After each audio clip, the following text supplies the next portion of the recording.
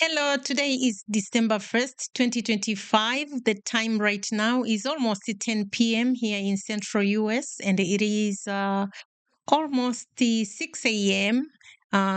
In Johannesburg, and today is December the 2nd over there. Thank you so much for joining me this evening. And to begin with, as usual, I will start with answering some of the questions that you sent me. And the questions that I will answer today regarding the conflict between Russia and Ukraine. So I have received some of your questions, and I'm just going to pick one. And the question that I would like to start with today is about what I think about that conflict, whether it will end soon, and what are my thoughts about that, and maybe if I can expand that question a little bit, who will decide that? So I will just answer that very briefly. I think I will be speculating if I will say I know when that conflict will end. I don't know when that conflict will end, but I know for sure, like I have been saying since day one of that conflict, that I believe. I believed then and I still believe now it will be between the Russians and the United States. Those two countries will decide whether to end that war, a ceasefire, or to continue that war. So, and the reason I'm saying that it doesn't need a lot of any thinking, it's because those two countries, of course, they are the most powerful nuclear power countries. So, I believe those will be the two countries that will decide whatever that will happen with that war, to end it immediately, a ceasefire, or to continue that war. So those are my thoughts. Those were my thoughts then, and they've been my thoughts throughout this conflict, and I still believe that today. So to begin our program today, I really want to talk about one main topic, and I'm just going to bring it back home. I'm going to bring it back home to Africa, and specifically, I would like to talk a little bit about the aftermath of the Tanzanian elections. So that will be the only thing that I will discuss today. To begin with, let me take us back a little bit. Let's go all the way back to, I should say, the Tanzanian history. As we can remember, that country attained its independence in 1961. After its independence in 1961, that country did not do anything for itself. Instead, Tanzanians sacrificed for the rest of Africa. So Tanzania embarked in extensive movements to liberate the rest of Africa. So we all know that story. And unfortunately, while Tanzania was doing that, at the end, maybe late 70s, I'm not sure, there maybe 78, 79 there, Tanzania fought a war with against Idi Amin, and that war, according to the Tanzanian government and according to so many other international literature, the effects of that war lasted until 2014. So 2014 is when we can say, after independence, that's when Tanzania maybe started to do something for itself. So after independence, and then they had this war that dragged and dragged. The effects were just enormous. That country did not even take any baby steps to do anything for itself. So After 2014, Tanzania kind of started to do something for itself. So they started to do a lot of developmental programs, be massive programs like the construction of the SGR, and then there was uh, the revolution, I should say, of its mining industry. So from that, Tanzania started to be on the map now. Not everybody, people are talking about Tanzania, but nobody was talking about Tanzania before. Other countries just look at it. It was just a very poor country, a socialist country, nothing fancy there. So that was it. But after 2014, people started to recognize Tanzania because Tanzania started to do something for itself. So, what am I? Why am I bringing this history of Tanzania? I'm bringing this history of Tanzania because since the past elections, the elections of October 29th, we've been talking about Tanzania. This country has been very peaceful. What happened? And I just want to say, I myself, I wasn't really I wasn't shocked. I wasn't shocked at all with what happened on October 29th. And these are my reasons. Tanzania has always been somebody that was doing just nothing. Everybody was poor there, no news, no nothing. So that's how these third world countries are supposed to be. They're supposed to be poor, doing nothing. Nobody knows how to read and write. They don't do anything. Just the poor countries, and that's how these countries are supposed to be. So, starting 2014, Tanzania started to do something, and this is completely, I should say, in blunt language, it's not supposed to be like that. Tanzanians are supposed to be poor. They're supposed to be a third world country. They're supposed to be underdeveloped country.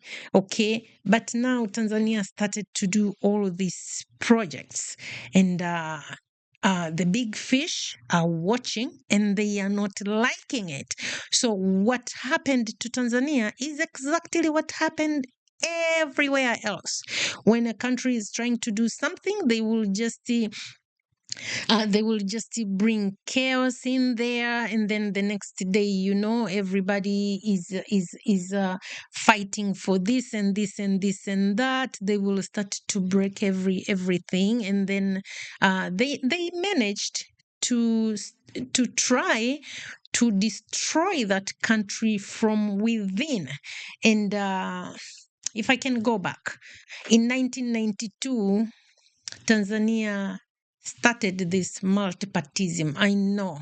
And I know some of you are definitely are going to be totally against me.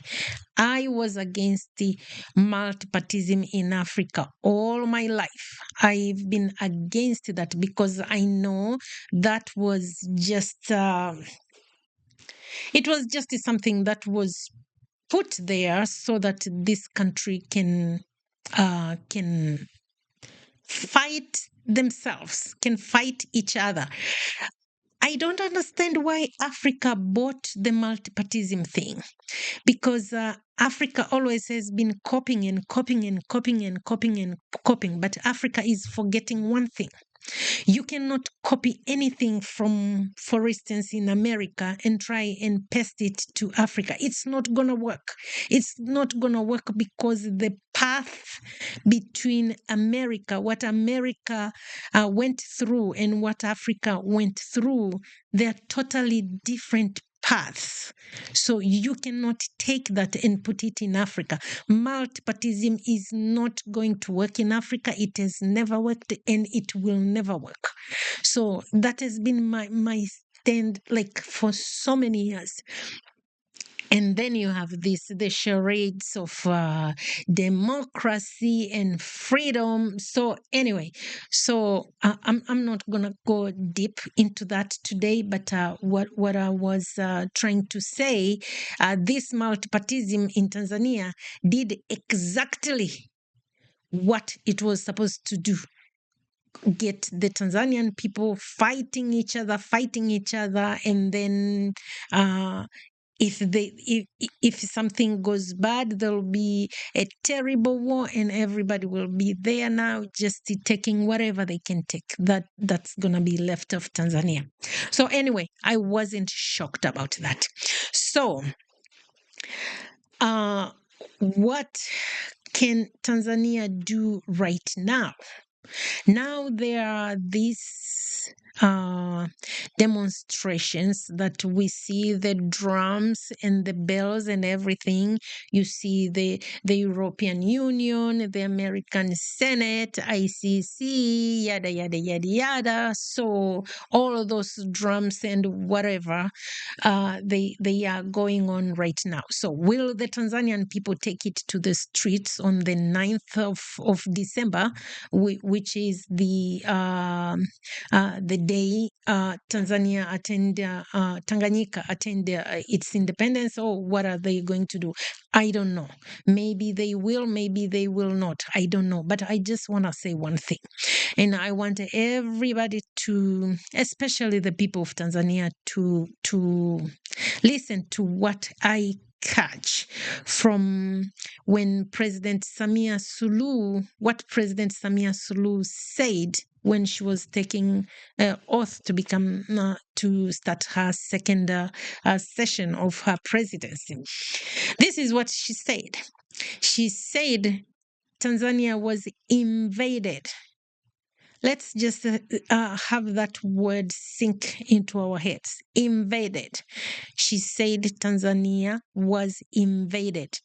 She said it was an invasion. So she did not say this invasion was a little bit not as big as 1978, 79, but she said that the country was invaded. What does that mean? What it means, when a country is invaded, every country on this planet, you can go to UN charters, whatever charters that you can think of, every country has the right to defend itself.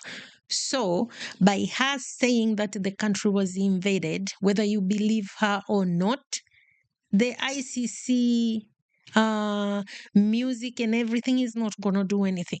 And that's not going to go anywhere, because when she said her country was invaded, and then later they show people bringing bombs to Tanzania and things like that, so the country was invaded. So what do you do when your country is invaded? You use whatever you can to protect your country. So do I think that Samia will be like arrested by ICC? No, we still have President Putin. We have Benjamin Netanyahu. I think the former president of Kenya, if I'm not mistaken, also was under this ICC, whatever. What happened there? So they normally don't do anything. Okay, it will just be drum, pa, pa, pa, pa, pa, pa, pa, and then that will be it. Okay, so do I think the European Union, America, and everybody else will stop the financial aid or the loans to Tanzania? I don't think so. They will talk about it, because these loans, these countries, they want poor countries like Tanzania to be taking these loans. They want the countries like Tanzania to be under this financial aids, so that it is like they are treating these countries like they are puppies or dogs or something, on a leash, and they use these aids and tell them, okay, good boy, sit down, stand up. So these countries, the Western world of to be exact. They want these countries to be taking these loans, to be taking these financial aids, so that they can control and tell them, do this, do this, do this, do that. So do I think that they won't give these aids and loans to Tanzania? Absolutely not. They will give it to Tanzania. And if you don't believe me, let's come debate this very video in 2-3 months, and you will tell me. They will give Tanzania everything.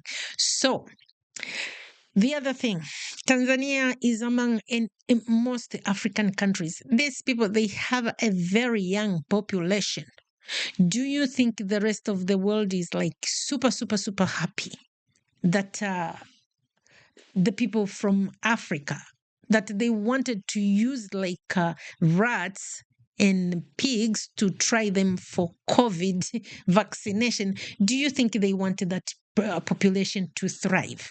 So if they can create something there, like, I don't know, if the people of Tanzania take it to the streets, and she said that their president said that the country was invaded, I don't think that it will be the police that will be on the streets. We all know who will be on the street. It will be the military. So if the military end up killing so many people, that's a win-win situation for everybody outside. They will talk like Tanzania is killing its people, and then at the same time, they will gain that the country is killing its younger people. So they will have fewer people. So it's a win-win situation for whatever that's going to happen there. So should I tell, or should, if I have to advise the Tanzanian people, should you go to the streets and demonstrate? It's not in my position. You can just go if you want to, and you cannot. You can stay home if you want to. But I'm just saying that that's what I'm reading from all of this. And anyway, this is not rocket science. If you know a little bit of politics, how the politics are played on this earth, I mean, you should know that. I mean, the writing on the walls everywhere. I mean, you should just see that. So I would also like to. I saw the president of Tanzania said that she's trying to do some sort of reconciliation. But anyway, I didn't pay attention to that. I don't know what kind of reconciliation is she talking about. Is this reconciliation involving politicians like the opposition and the ruling party? I don't know. But if I were to say something, I think the people of Tanzania should tell the government that they want this reconciliation to involve the government and the people. The reconciliation between two politicians does not make any sense to me. If the opposition and CCM, the ruling party, these people have been together forever. They've been in the same parliament. From what I'm reading online, people are complaining that the politicians are giving themselves like too big salaries, like the members of parliament. They have cars. They have they are being paid like tons and tons of money. So that's what people are complaining. So the opposition people were on that parliament also taking that money. So I don't think this reconciliation should involve the political parties like the ruling party and the opposition party. I think this reconciliation should be with the people, between the government and the people. The government should listen to what the people want. And I have to say, what the people want, from what I'm reading online, I mean, so many platforms, like some are pro-Tanzanian government, some are not, some are to the extreme, some love, some hate to the maximum. So all of these people, what they are talking about, there are maybe four main things. Number one, they want people are complaining that they are living in filthy, filthy, filthy poverty. I mean, no access to water, no access to electricity, and things like that. So, those are the things that I think this reconciliation body and the government should focus on. Okay. And then the second thing that people are complaining is about, especially members of parliament. They are just getting two huge salaries. Okay, I don't know how many people they have there as members of parliament. I don't know, over 300, whatever. So those people are getting like salaries, huge packages of salaries. They're getting cars, and then I mean, whatever. So that's what one of the things that people are complaining. And then the other one is they're saying that people are disappearing, some are being murdered, and everybody is complaining that the government is doing that. Okay, so I'm not here to say the Tanzanian government is killing anybody or is not killing anybody. I don't know who is killing these people. But if I was to talk directly to the Tanzanian government, this is what people are complaining about. So if the government is killing these people and making them disappearing, then the government has to stop that. If the government is not doing that, so I think the government should come forward and say that we are not doing these killings so that to heal that nation. So, and then I have to say one thing. When you have a situation like Tanzania, I think the Tanzanian people and the Tanzanian government must understand even the enemies of that country right now, those enemies can go in there and kill people and kidnap people just to make the conflict between the government and the people really, really big. So I think the Tanzanian government should look into that. I think the people themselves should be looking into that, especially people that are very vocal against the government. They should be very careful because people can kidnap them and can kill them just to try to make them hate the government even more. I am just saying, I don't know who is killing anybody. And don't get me wrong here. I am not defending politicians, and I'm not saying anything. As you know, I always talk about politicians. All politicians are in my black book. They have to do something to get themselves out of there. So I'm not on the side of politicians here. I'm just talking as just my views. Okay. And the main thing, which is also, oh my God, is about the Constitution. I am not a Constitution person. We all know this. And the day when I will see the British people have a constitution, that's when I will discuss anything about a constitution. The British people ruled almost every country on this earth. And the last day they left every country, they made sure they left a constitution on that country. And they don't have one themselves to this day. So until when I hear British have a constitution, I am not going to go out, kill my brother, or be angry with my brother about constitution. But the president of Tanzania, if you can hear me, and the government of Tanzania, if you can hear me, your people want something to do with the constitution. I don't know what's in there, but they don't like it. Whatever is in there, whatever, you can deal with that. But it is the constitution.